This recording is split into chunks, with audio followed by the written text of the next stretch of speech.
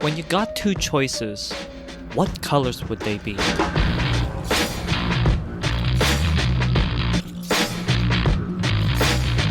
Often, tropes like to use a warm color closer to the reds, contrasted by a cool one closer to the blues.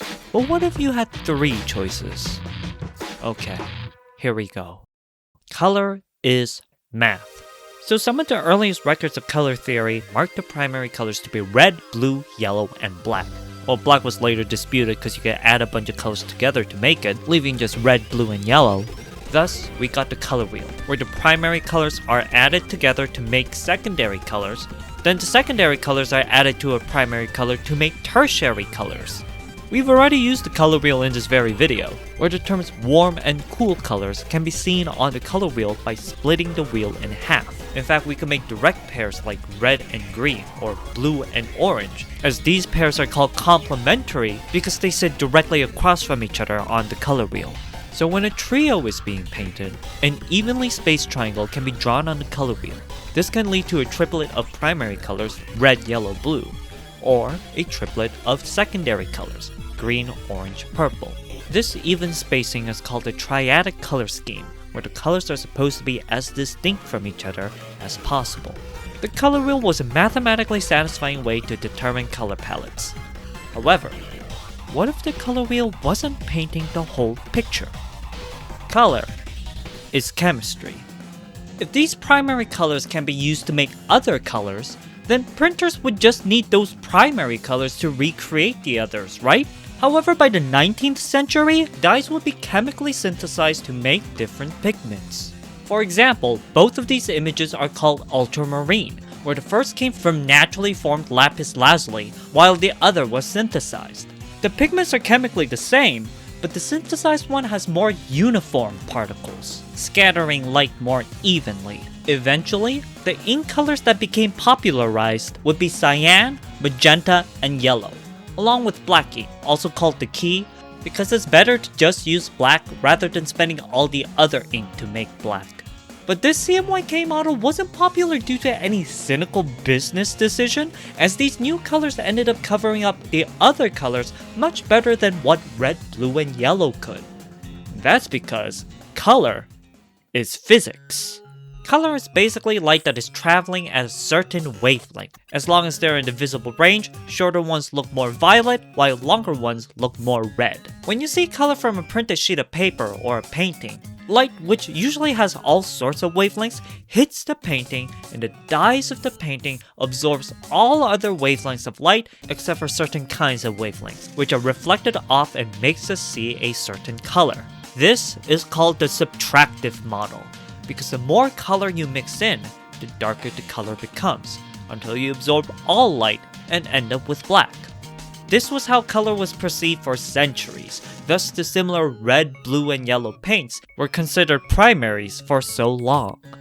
But in optics, the primary colors of light are instead often referring to the additive model, where color lights are added to each other to make different hues. And in here, it turns out the primary colors are red, green, and blue, as yellow is made by adding red and green light.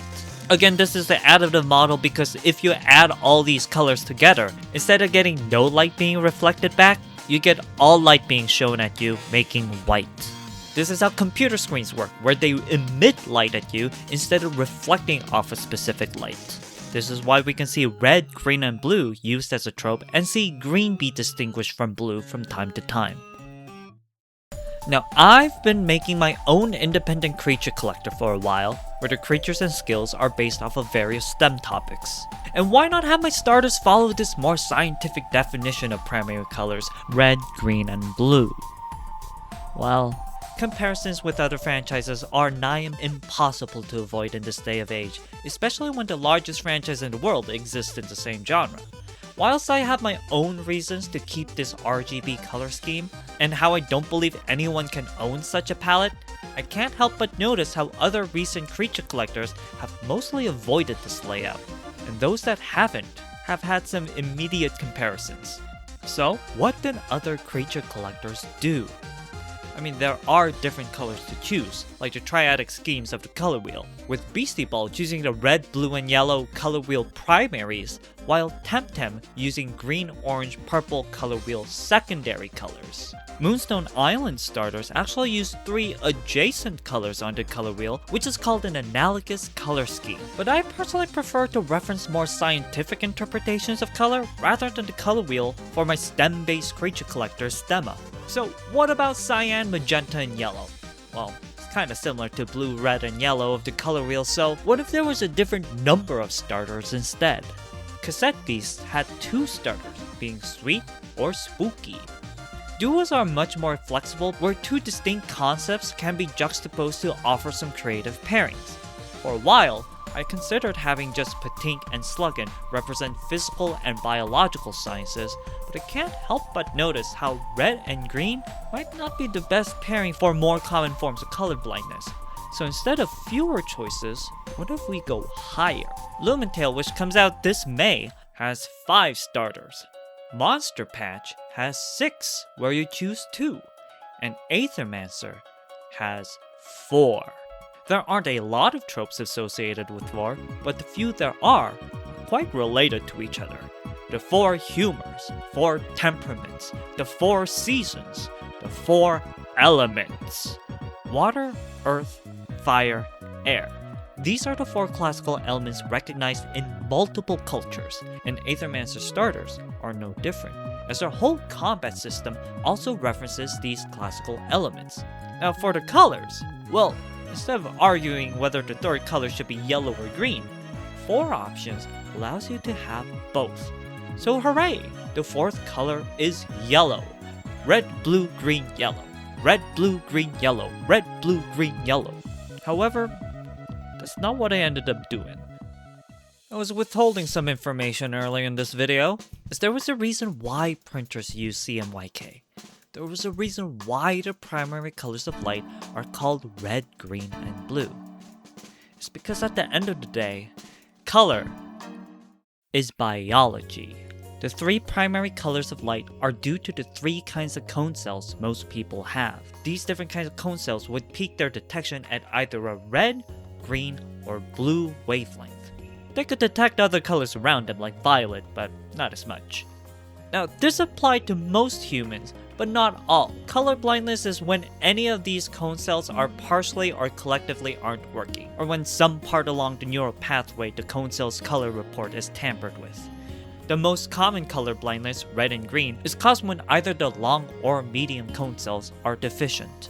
And compared to the short cone cell detecting blue, these 2 kinds of cone cells were detecting rather similar wavelengths in the first place. Of course, blue colorblind conditions exist, but just like how there are people with fewer cone cell types, some people have more.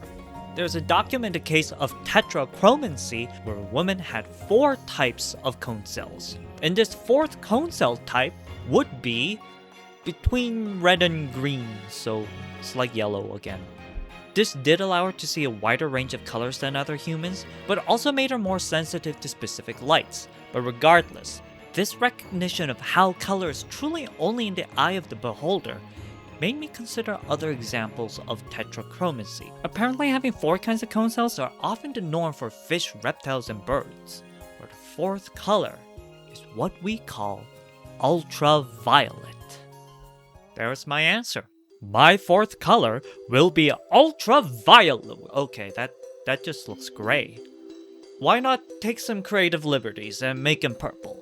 Because purple's actually a trick of the mind. There's no purple wavelength, but when our longer and shorter cones are activated simultaneously, our brains call that purple. As you can see here in the CIE 1931 color space, where the International Commission on Illumination made this plot in 1931 to quantify the colors people could see. Unlike the perfect triangles made by a strict combination of 3 colors, this graph is skewed because our perception of light is dependent on these cone cells, which don't have perfectly shaped detection peaks and overlap areas with each other. Even now, I can't show you every color you could see because everything I'm showing you is most likely through a combination of RGB lights in your screen.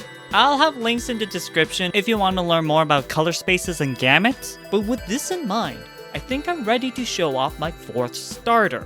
I've been quiet about any of the new stemmas I make as I want some of them to be a surprise for my game, but I'll show off the first stage of this new starter today. Thematically, I had my starters based off of physics, chemistry, and biology.